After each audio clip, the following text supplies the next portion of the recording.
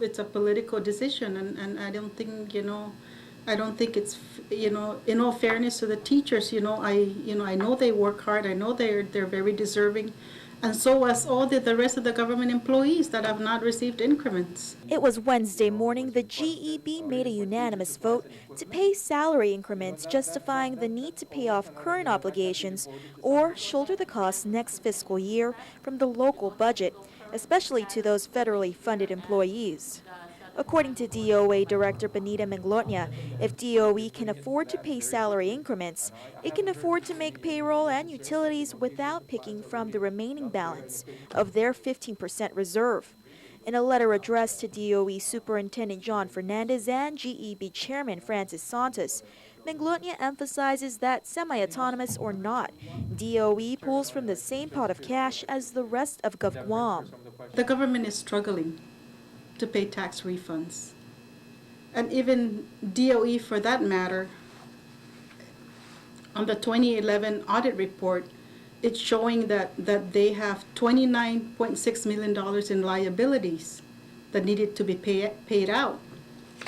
And, back in 2004, DOE signed a promissory note with GPA for $15 million, and we're paying $200,000 a month from the general fund for that. That's about $2.4 million that we're still paying.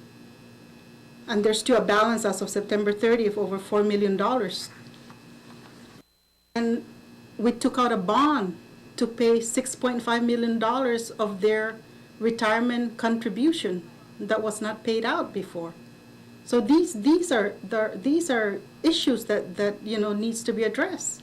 Already, DOE has picked at nearly half of their $30 million reserve to meet payroll and utilities. But of the $16.5 million remaining, $2 million was previously budgeted for increments.